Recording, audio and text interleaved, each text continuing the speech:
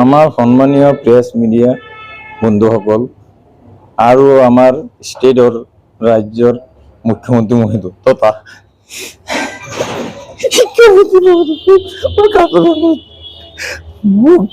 এইটি school আজিৰ পৰা ৩১ বছৰ ধৰি কাম কৰি আছো। আমাৰ ২০২২ নম্বৰ পুৰাণী মুক্তাবাদ আজিলৈকে এইটো স্কুল মই সন্মানটো পোৱাই নাই। প্ৰধান শিক্ষক এবাৰ হলো, মোক প্ৰধান শিক্ষকৰ পৰা বঞ্চিত কৰি সিহঁতে বনাই দিছে প্ৰধান শিক্ষক। সেইটো এই পৰিয়ালৰ মানে এই স্কুলৰ বাউণ্ডাৰী পৰিয়ালৰ মানে বনাই পেলাই স্কুলখন চলাইছে 4 বছৰ কাল। পিছত আমাৰ জুৰিয়া খণ্ডৰ প্ৰাথমিক শিক্ষা খণ্ডৰ জিতেন ছাৰ মহোদয় জিতেন চন্দ্ৰ ছাৰ মহোদয়ে কি কৰিছে, প্ৰধান শিক্ষকৰ বাৰটো ল'লে। বাইদেউক মানে সিহঁতে এনেকুৱা কৰি থাকে, বাইদেউক চহী লৈ সিহঁতে পইচা উঠাই সৰকি খায়। বাইদেউতো একো নাজানে। অভিযোগটো মোক দিছে, মোৰ পইচা নিদো যে পইচা দিব নোখোজো, সিহঁতে জোৰ জবস্তি নিব খোজে। দিয়া নাই কাৰণে সিহঁতে চহী নকৰে এই বহী পত্ৰত বা চেকত। ল'ৰা ছোৱালীক খাদ্য খুৱাম, চেকত চহী নকৰিলে খাদ্য কেনেকে খুৱাম? প্ৰেচিডেণ্টে হয়, প্ৰেচিডেণ্টৰ নাম সাবিনা ইয়াসমিন। তাৰ জোৱাইকো কৈ দিয়ে চহী নকৰিবলৈ। হাজবেণ্ড সাজিবুৰ ৰহমান। অসুবিধা প্ৰেচিডেণ্ট আৰু সিহঁতৰ ভাই ককাই আছে কেইটামান সিহঁতৰ ঘৰত, আৰু সিহঁতৰ দোকানী যে সিহঁতৰ ভাই ককাই হয়, ভতিজা হয়। সিহঁতক লৈ দোকানৰ সৈতে মিলি মোৰ পৰা বেছি দাম নি, মালৰ দাম বেছি সৰকি নি সিহঁতে খায়। মোৰ ইফালে হিচাপৰ লগত নিমিলে, পইচাটো বাঢ়ি যায়। মই ছাত্ৰক যিমান দিব লাগে সিমান খাদ্য দি থাকো, পইচা খৰচ হ'ব লাগে, ইউচি দি থাকো। সিহঁতে ইউচি লগত সিহঁতৰ হিচাপটো নিমিলে, বেছি হৈ যায়। মই এইখিনি বেছি পইচাখিনি মোক ঘূৰিব লগা হয়। এতিয়া সেইখিনি পইচা ক'ৰ পৰা দিম মই? পিছত সিহঁতে এইটো কৰাৰ পিছত সিহঁতে নৱেম্বৰ মাহৰ পইচাটো আমি দিলো, সিহঁতৰ দোকানৰ বিল দি দিলো ক্লিয়াৰ কৰি। সিহঁতে মানা কৰিছে যে মোক বিল দিয়া নাই। সেই বিল নিদি পেলাই নিদিয়াৰ কাৰণে মই দোকানৰ পৰা আঁতৰি আহিলো। আঁতৰি আহি পেলাই কি কৰি দোকানী বনাই বনাই মোক দিয়ে সেইটো সি মানি নলয়। আমি বোলে বনাই লৈছো, এইটো এনেকে কৈ থাকে মিছা। প্ৰেচিডেণ্টে চহী নকৰে, ইউচি বিলাকত চহী কৰা নাই।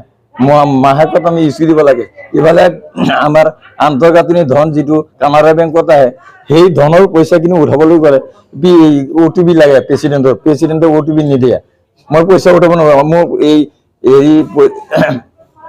কি এটা পইচা আহিছে আমাৰ স্কুলৰ কাৰণে, খেলৰ কাৰণে, সেই পইচাখিনি আমি উঠাব পৰা নাই এতিয়ালৈকে।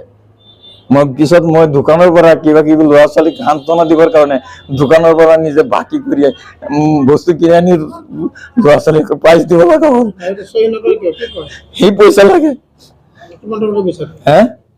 সি কয় 1000 টকা নিচত দিব নোৱাৰিব, ওপৰত লাগিব। 2000 টকা কৈ নিছে, 15000 টকা নিলে, 15000 টকা লৈ গ'ল সি, এই প্ৰেচিডেণ্টে। লাষ্টত এই দোকান মানে এৰি আহিছো কাৰণে মোক মানে মাৰিবৰ কাৰণে পেছ লৈ আহিছে স্কুলত। মই স্কুলত কাম কৰি আছো, এটেণ্ডেঞ্চ লৈ আছো ল'ৰা ছোৱালীহঁতৰ। মই এইবিলাক নাজানো কোন আহিছে নাহিছে। ইয়াত আহি মিডিয়া লৈ এনেকুৱা মানে হুলস্থুল লগাইছে। মই ল'ৰা ছোৱালীবিলাক বাহিৰত ওলাই আহিলে ইমান হাল্লা বুলি, পঢ়াবই পৰা নাই মই। এই প্ৰেচিডেণ্টে সিহঁতৰ দোকানী মিলি পেলাই এনেকুৱা কৰিছে। হয়, দুয়ো আহিছে, ৰাব্বানী। হয়, মই সিদ্ধান্ত এইটো লৈছো যে আপোনালোকে দয়া কৰি আপোনালোকে মোক সহায় কৰক, আৰু নহলে উপায় নাই। এইটো এনেকুৱা ডেঞ্জাৰাছ ঠাই, ইহঁতে কাকো নামানে, সিহঁতৰ এগেইনষ্টত কোনেও মাত মাতিব নোৱাৰে। এনেকুৱা হৈছে, আপোনালোকে গ'লে গম পাব। তাত আপোনালোকৰ মানে জোৰকৈ নকয়, কিন্তু তলে তলে কৈ থাকিব সিহঁতৰ পৰিয়ালটো এনেকুৱা ল'ৰাটোৱে হৈ গৈছে। মানে হাক দি ক'ব নোৱাৰে। 1035 নম্বৰ পুৰাণী এটি মুক্তা। মোহাম্মদ শহীদুল ইছলাম। আমি ঝুৰিয়া ব্লকৰ আণ্ডাৰত। অসমৰ শিক্ষামন্ত্ৰী তথা মুখ্যমন্ত্ৰী মহোদয়লৈ মোৰ কাতৰ আবেদন এইটোৱে যে মোক এই বিদ্যালয়ত আজি 31 বছৰ ধৰি কাম কৰি আছো। আপোনালোকে মোক এইটো বিদ্যালয়ত কাম কৰি মানে শান্তিতে থাকিব পৰা নাই। সিহঁতে মোক এটেক কৰিব এটেম্প দিছে। এই সিহঁতৰ পৰিয়ালবৰ্গই এইটো এই ৰাব্বানী হতৰ আৰু এই যে প্ৰেচিডেণ্টৰ পৰিয়ালটো প্ৰেচিডেণ্টৰ নাম সাবিনা ইসমি আৰু তাৰ জোৱায়েক হাজবেণ্ডৰ নাম সাজিবুৰ ৰহমান আৰু তাৰ ভাই ককাই আছে লেখত আলী, হবিবুৰ ৰহমান আৰু আছে। মই স্কুলত কাম কৰি থকা অৱস্থাত মানে সিহঁতক চাব পৰা নাই। মোৰ ল'ৰাটো আহিছিলে, মোৰ ল'ৰাটোকো এটেক কৰিলে, বুকুত ধৰি টানি আনি প্ৰেছৰ সন্মুখত টানি আনিছে মাৰিবলৈ। মই আবেদন জনাইছো আমাৰ মাননীয় শিক্ষামন্ত্ৰী মহোদয় আৰু আমাৰ এই মুখ্যমন্ত্ৰী মহোদয়ক যাতে এইটো সুবিচাৰ কৰি দিয়ে।